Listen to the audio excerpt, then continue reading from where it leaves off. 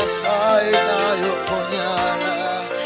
Yesu nayo monene wabanene, nayo monene wabanene, nayo mumui wabangui, onde tayonga unaye, onde tayonga unayo monene, oba kwe Yesu wakwe.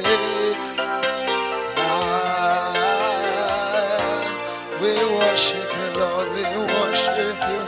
Hakuna niye kama wewe Bwana. Onde tayonga unayo monene, onde tayonga unayo mukwe, onde tayonga unayo Jehova. Wawene iro monene wabanene, wawene iro mui wababui, onde tayonga unaye.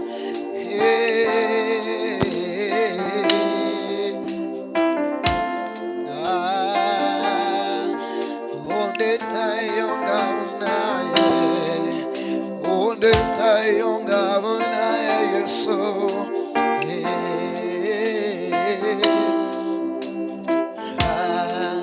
Baba wa mbinguni, hakuna kama wewe. Baba wa mbinguni, hakuna kama wewe. Baba wa mbinguni, hakuna kama wewe. Baba wa mbinguni, hakuna kama wewe. Baba yetu wa mbinguni, hakuna kama wewe. Baba wa mbinguni, hakuna kama wewe. Wewe ni Baba yetu muweza, tunakuhimidi siku ya leo.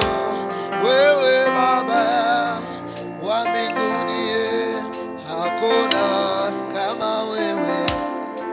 Baba wa mbinguni, hakuna kama wewe. Baba wa mbinguni, hakuna. Sema Baba, Baba wa mbinguni, hakuna kama wewe. Baba wa mbinguni, hakuna. Sema Baba,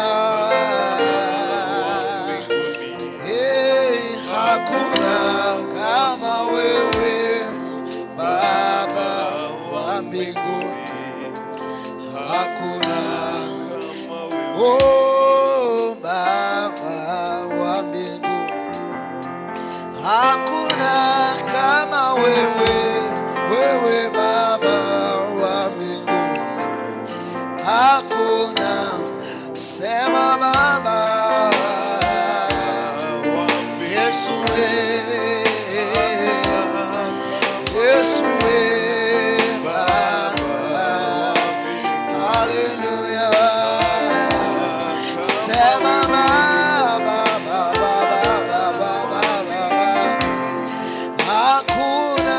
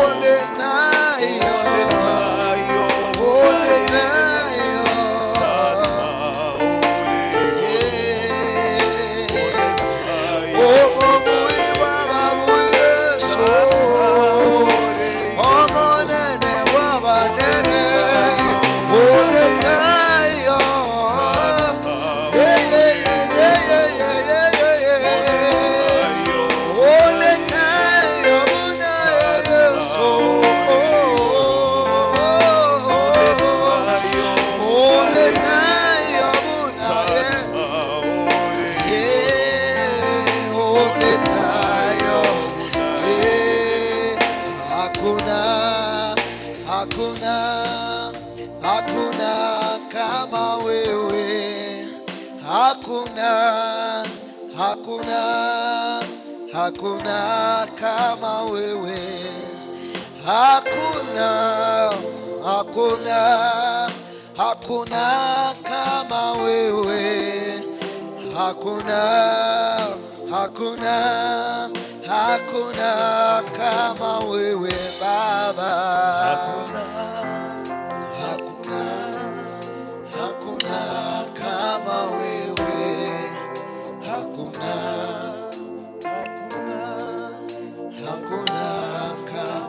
kama Baba.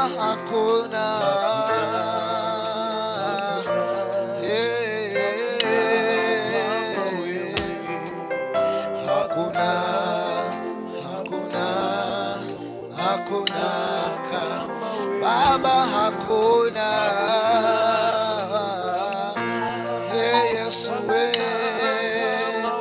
wewe ni Mungu mwema Baba.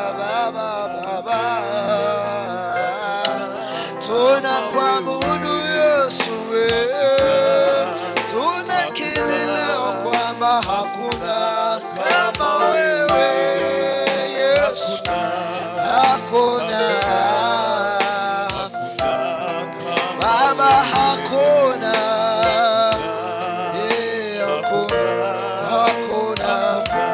kama wewe.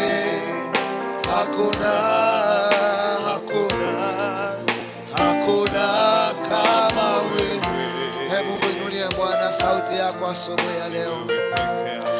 Bwana, hakuna aliye kama wewe katikati ya miungu yote Bwana, katikati ya wakuu wa dunia hii Mungu, hata katikati ya ibada yetu ya siku ya leo, hakuna mwingine aliye kama wewe. Wewe ni Bwana mwenye nguvu, wewe ni Mungu muweza wa yote, wewe ni mfalme wa wafalme, wewe ni Adonai Bwana. Tunakiri kwa vinywa vyetu ya kwamba hakuna aliye kama wewe. Wewe ni mkuu zaidi Bwana, wewe ni mkuu sana Bwana. Tunakuabudu leo, tunakuhimidi Mungu wetu, tunakutukuza usiyeshindwa. Lord, we worship you this morning. Lord, we glorify you. Lord, we glorify you. Lord, we glorify you. Lord, we magnify you. Take all the glory this morning. Take all the glory, Lord. Take all the honor, Father. Take all the glory, Jesus. Take all the glory, Adonai. You deserve it, oh Lord. It all belongs to you, Father. We adore you, we adore you. We exalt you, Jehovah. We thank you, Lord, for everything. Tunakushukuru wewe Mungu wetu. Lord, we thank you because of your presence that is in this house this morning. We bow to worship you, Lord. We bow to honor you, Father, Lord. We bow to adore you, King of glory. You are holy, Jesus. Oh, the Lamb of God, you are holy. You are holy, Jesus. You are holy, Lord. You are holy, Lord. You are holy, Jesus. We lift you higher above. We lift you higher, Lord. We lift you higher, Jesus. We exalt you with all of our hearts, O Lord. We lift you higher with all of our hearts, O King of glory. Hallelujah. You are holy, King of kings. Hallelujah. Baba, katika jina la Yesu Kristo, wewe ni Mungu mkuu sana. Tunaliheshimu jina lako asubuhi ya leo. Tunakuinua kwa kuwa wewe ni zaidi ya miungu yote Bwana. Asante kwa sababu ya nafasi hii ambayo Bwana umetutunuku ili tuwe uweponi mwako asubuhi ya siku ya leo. Bwana, tumekuja kutafuta uso wako. Bwana, tumekuja ili tukuinue. Bwana, tumekusanyika ili tukupe sifa. Asante kwa sababu ya umbali huu umetuleta asubuhi ya leo. Tumenyenyekea Bwana, mioyo yetu imejawa na utukufu wako. Asante kwa sababu ya kila mmoja aliye ndani ya nyumba hii leo. Namwombea baraka zako Bwana na rehema zako. Asante kwa sababu ya wale wote wanaotutazama Bwana. Uwepo wako uwe na wao Mfalme. Neema yao iwe juu ya maisha yao Bwana. Ukawabarikie asubuhi ya leo kwa utukufu wa jina lako. Na kushukuru kwa sababu ya neno lako Bwana ambalo tunaenda kulisikiza asubuhi ya leo. Naomba kwamba Bwana likawe la baraka kwa maisha yetu. Pokea sifa na utukufu, kwa kuwa hakuna aliye kama wewe. Ni kwa Yesu Kristo tumeomba tukiamini. Amen. Ningependa tuweke mikono yetu pamoja, tumshangilie Bwana kwa kuwa yeye ni Mungu mwaminifu. Bwana Yesu asifiwe. Amen. So ningependa nichukue nafasi hii niwakaribishe katika nyumba ya Bwana. Niwakaribishe katika ibada yetu ya siku ya leo. Mkaweze kujihisi kuwa mahali ambapo mnastahili kuwa. So Mungu awabariki sana. Asante sana kwa kukuja. So kwa sababu ya muda, ningependa tusome neno la Mungu asubuhi ya leo. Na ninaamini kwamba Mungu anaenda kutusaidia. So karibu sana. Ningependa tusome neno la Mungu. I like to read from the book of Genesis. Ningependa nisome neno la Mungu kutoka kitabu cha Mwanzo. Mwanzo 5 mstari wa 24. Genesis chapter number 5 and verse 24. Hii ndio Biblia inasema. Biblia inasema kwamba, nitasoma kwa Kiswahili. Biblia inasema kwamba Henoko akaenda pamoja na Mungu, naye akatoweka, maana Mungu alimtua. Wacha nirudie maandishi haya. Biblia inasema kwamba, nasoma kitabu cha Mwanzo ama Genesis chapter number 5 and verse 24. Biblia inasema kwamba Henoko akaenenda pamoja na Mungu, naye akatoweka, maana Mungu alimtua. Wacha tuombe. Baba Mungu, katika jina la Yesu Kristo, na kushukuru kwa sababu ya neno lako ambalo nimelisoma mahali hapa. Naomba kwamba Bwana, neno hili likawe baraka kwetu. Neno hili Bwana likatusongeshe karibu na wewe. Pokea utukufu kwa kuwa Bwana unaenda kutubarikia kupitia kwa neno hili. Kwa Yesu Kristo tumeomba tukiamini. Amen. So mahali ambapo nimesoma, Biblia inamzungumzia mwanaume mmoja, jina lake ni Henoko. Kwa Kizungu inamuita Enoch, lakini kwa Kiswahili inamuita Henoko. Biblia inasema kwamba, mahali nimesoma kwamba mwanaume huyu alienenda pamoja na Mungu, maana alitembea pamoja na Mungu mpaka akatoweka. Sehemu ya pili anasema ya kwamba maana Mungu alimtua.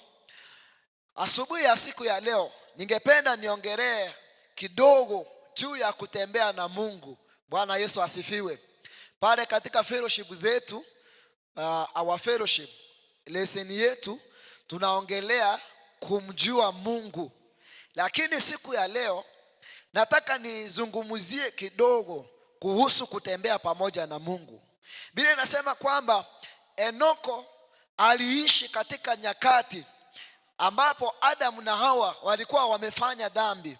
So dhambi zilikuwa zimeenea, watu walikuwa wameanza kutembea katika njia ambazo hazikuwa zinampendeza Mungu.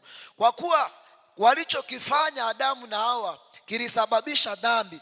Hata Adamu walipomzaa mwanao wa kwanza, akafanya kumuua ndugu yake. So dhambi zikaendelea, watu wakaendelea kufanya dhambi, na Henoko akawa yuko katika nyakati hizo. Biblia inasema kwamba katikati ya wanaume wengi na katikati ya wanawake wengi siku hizo, wote walitembea katika njia ambazo waliona wenyewe ya kwamba hizi ndizo njia ambazo tunafaa kutembea. Kila mtu akachagua njia yake. Kuna wale waliochagua njia za kuenenda katika dhambi. Bwana Yesu asifiwe.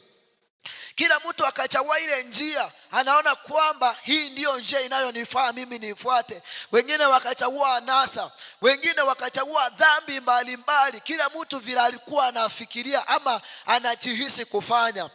Lakini katikati ya hao watu wote kulikuweko na mtu mmoja ambaye yeye aliamua kwamba hata kama wengine wamegeuka, wameacha kumfuata Mungu aliyeziumba mbingu na nchi, wakasema kwamba hata kama wengine wamehasi, wameacha njia za kumfuata Mungu, kila mtu anaongozwa na moyo wake, mimi nitamtumikia Mungu, mimi nitatembea pamoja na Mungu. Bwana Yesu asifiwe.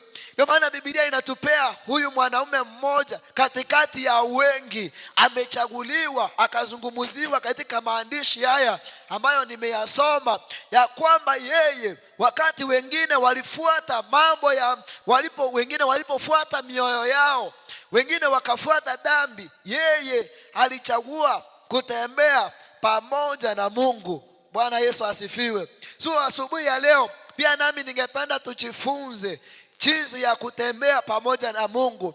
Mahali ambapo nitaenda kusoma vifungu vingine, nikimalizia tutaelewa ni nini kutembea pamoja na Mungu. So Enoko akatembea na Mungu. Tunapozungumzia mambo na kutembea na Mungu, sio kumtembelea Mungu. Bwana Yesu asifiwe.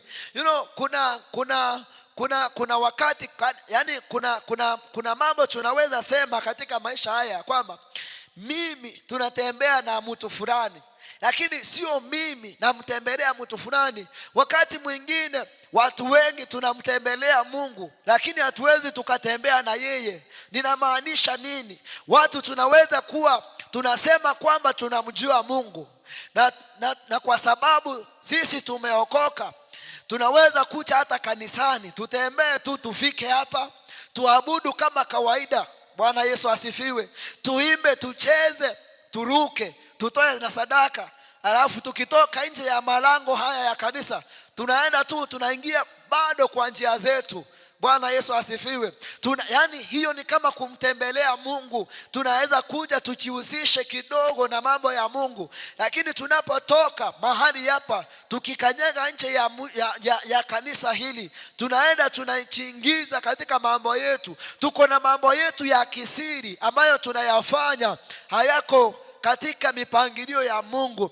Biblia inasema kwamba Enoko akatembea pamoja na Mungu. So inamaanisha kwamba kutembea na Mungu ni kuacha mambo mengine yote yale ambayo yanaonekana kuwa faida. Hata Paulo anasema kwamba na yahesabu yote yaliyokuwa faida kwangu kama kitu ambacho hakiko, na yahesabu yote bure yale ambayo yalikuwa faida kwangu. So walking with God, inafaa tufike mahali we count all, yani tunayahesabu yote kuwa bure, ili tukaweze kujitakasa, tukatembee pamoja na Mungu. Enoko aliamua akasema kwamba mimi sitajishughulisha na mambo ya dunia hii, bali nitaweza nikamfuata Mungu, nikatembea na yeye. So kutembea na Mungu sio kumtembelea tu hivi mara moja kwa wiki.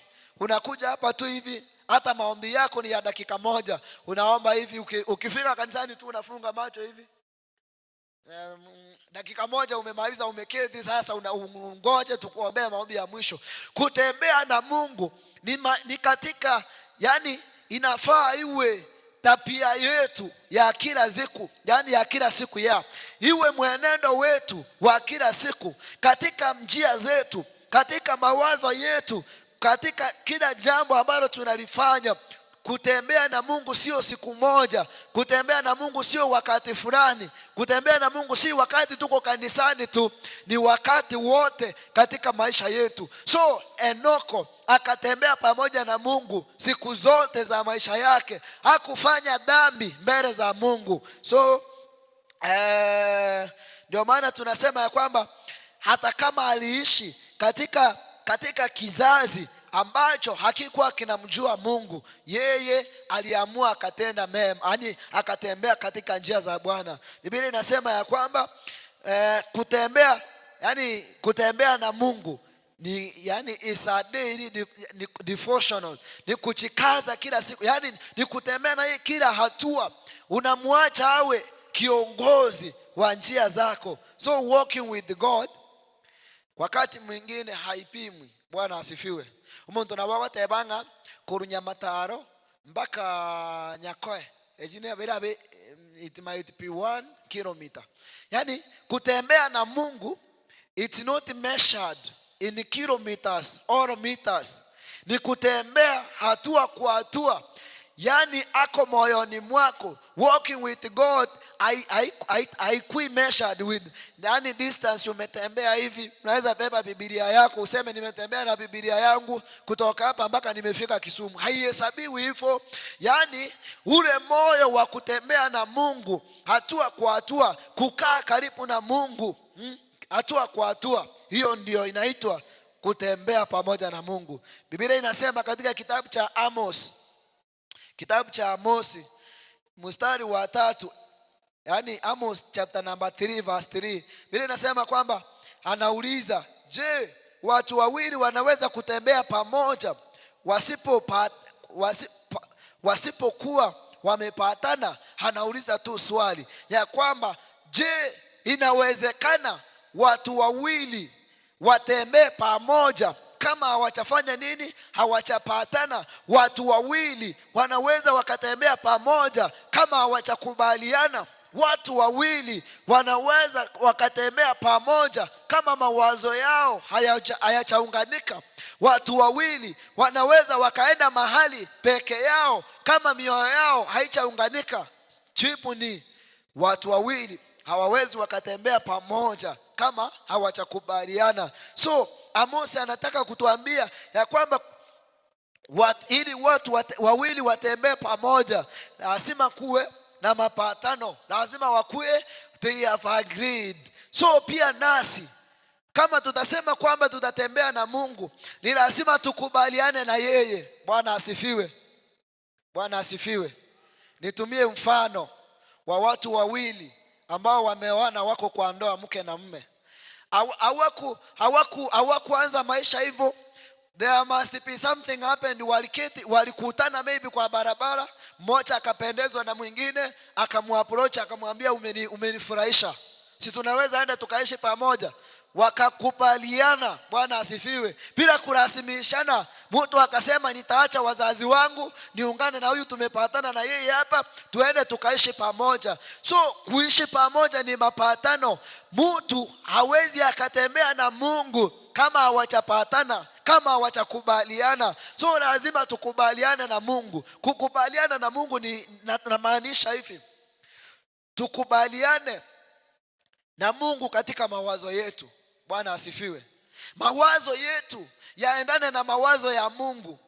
Fikira zetu sifikirie yale ambayo Mungu anafikiria. Mawazo yetu yawe tu ni Mungu.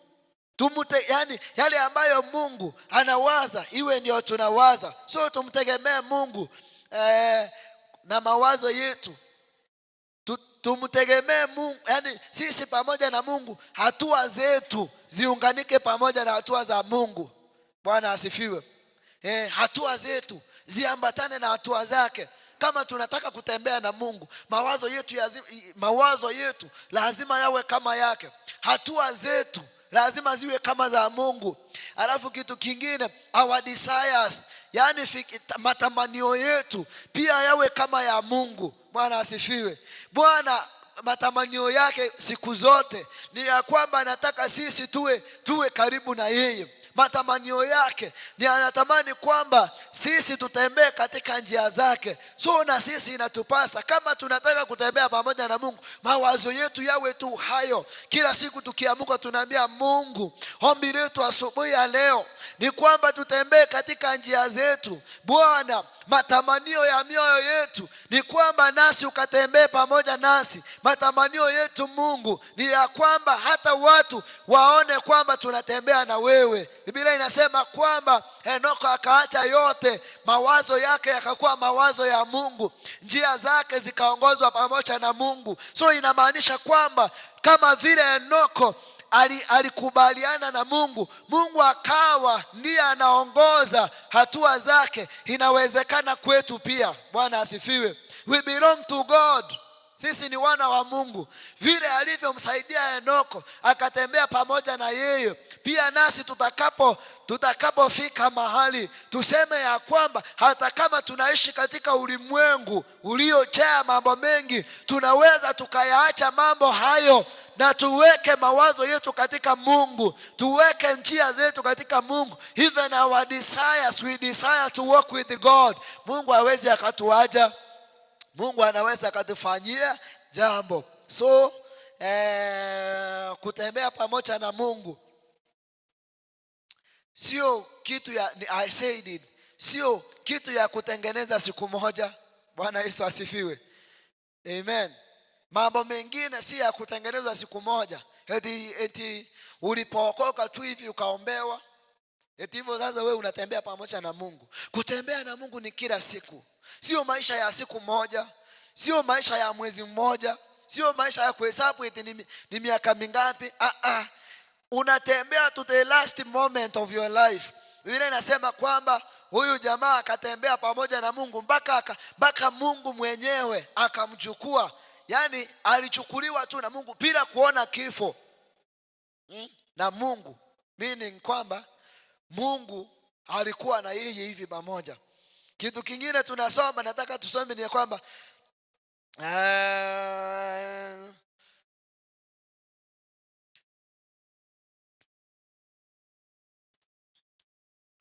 mahali ambapo nimesoma, yani kuna kitu nilikuwa nataka nisome hapa. Kwa Biblia inasema kwamba Henoko akatwaliwa na Mungu akiwa hai.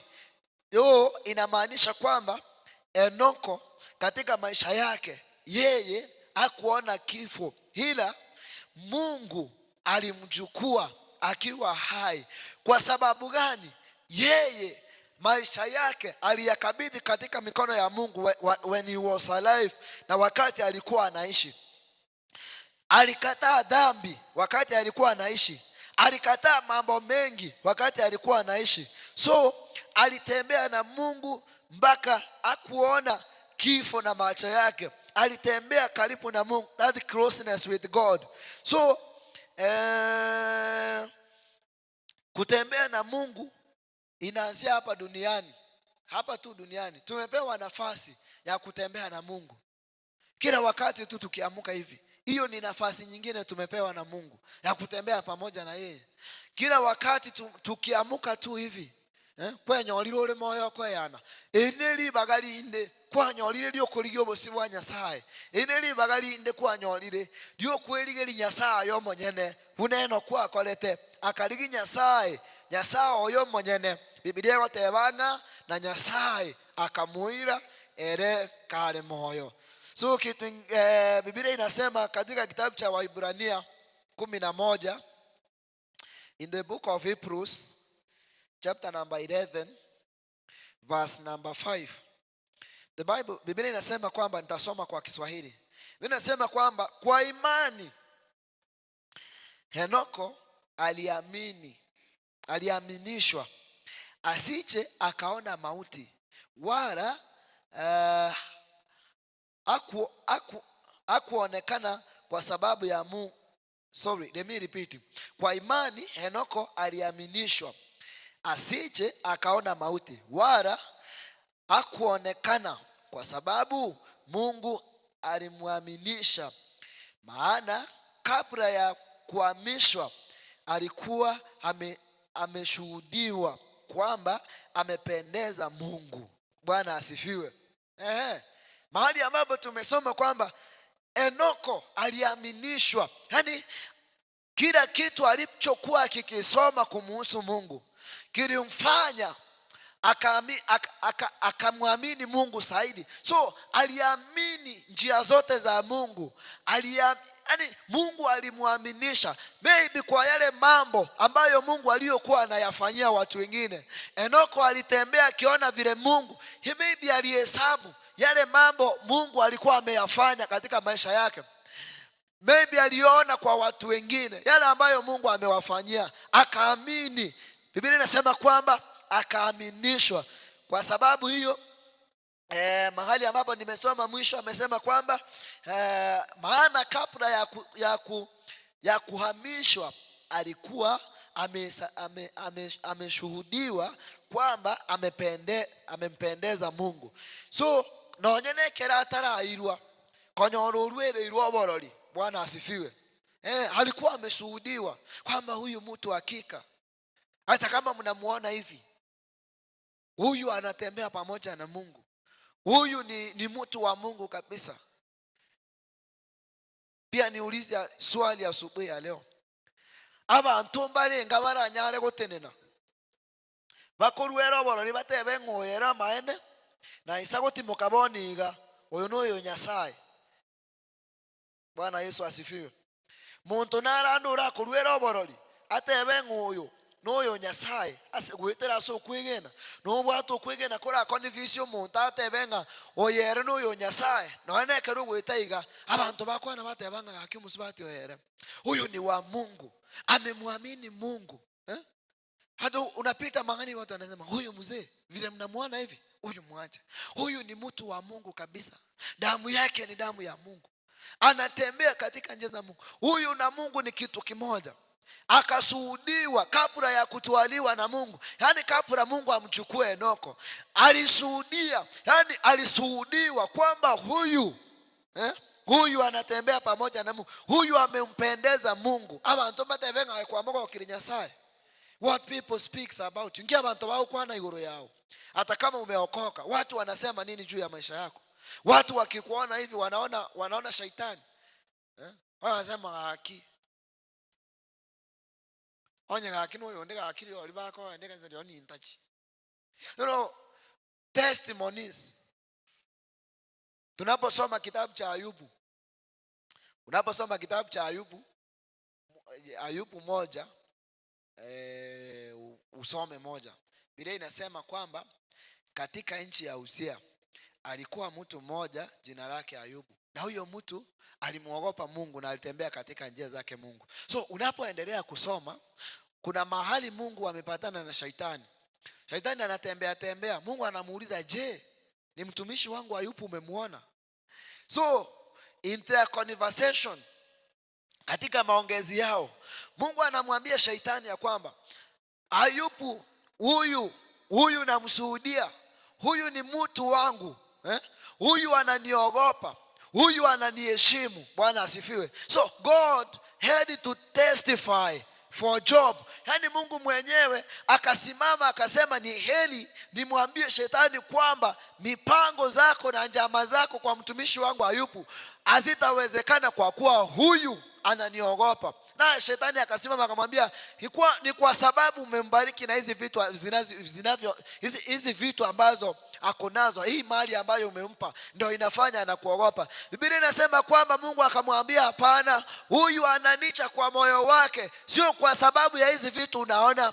Walipobishana, Mungu akamwambia basi guza mali yake na vitu vyote, ila usiguze roho yake. Biblia inasema kwamba Mungu alimshuhudia Ayubu akasema kwamba huyu anaenenda katika njia zangu. So kuna wakati watu wanatushuhudia na kuna wakati Mungu mwenyewe anatushuhudia. Bwana asifiwe. Ebirombire Nyasaye bweko monyene agotenena otorwero boro lyote bangoyere. Kuna wakati mwingine watu wanaweza wakatushuhudia.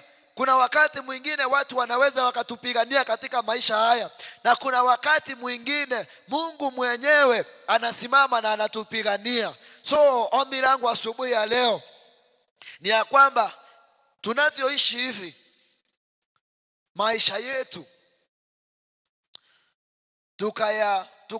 tukayakabidhi katika mikono ya Mungu. Bwana asifiwe.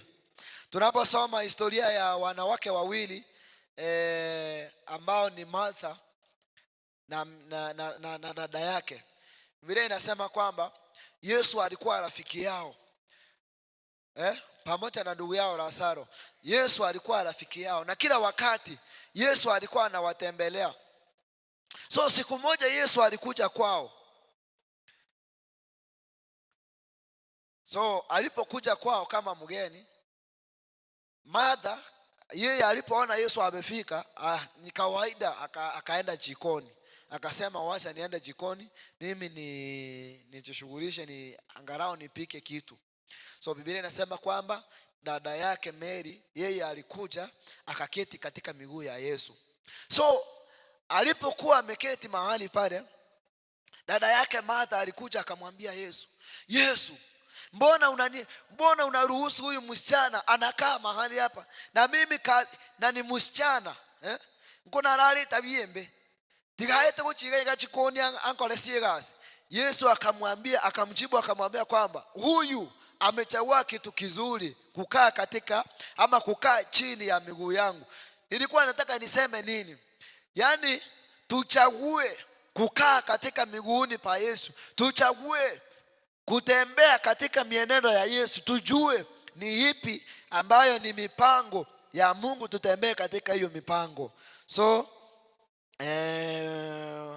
hakuna njia mwanadamu anaweza akaepuka kuenenda katika njia za Mungu. There is no way a man can skip walking with God alafu to expect kwamba tutafika mbali. Tuisigutara ntutweka omonena ataiya sense mwetu. Yani totebenga bono we want to walk alone. Tomutigete Nyasaye ensemeriende and tuachire gaga we say that we want to walk. Turigere tuko chibosimono. Tutakuwa tumepoteza focus na hatutaenda mbali. Bwana asifiwe. Amen. So kutembea pamoja na Mungu inamaanisha ya kwamba kumchagua Mungu kila wakati. Ili kutembea pamoja na Mungu lazima umkubalie, lazima umchague, uchague njia zake, yani uchague kila kitu kumuhusu ili ukaweze kutembea na yeye, ukachague kila kitu. Juzi tulikuwa tunaenda mahali na mke wangu. So tukiwa njiani nilikuwa nimempepa kwa pikipiki and tukaona mtu mmoja na mama ete sigara, anafuta sigara. Bwana asifiwe. So nilipomwangalia nikaona anaweza kuwa ni mume wa mtu. Na vile alikuwa hakuwa vizuri, nguo zake zilikuwa chafu. Kama alikuwa amekunywa, amelewa, akaanguka kwa maji chafu. So nguo zake zilikuwa chafu na alikuwa anafuta sigara. So nikauliza mke wangu kwamba unaona aje huyu mtu? Si anaweza kuwa bwana ya mtu? Akaniambia Hata nikaangalia nikamwambia wanawake kweli Mungu awabariki sana. Yaani kama hiyo harufu ya sigara peke yake mimi ni mwanaume, yani inanifanya na hisi vibaya. Sioni kama yani inanipeleka vizuri. Nikamwambia kuna mtu alimpenda.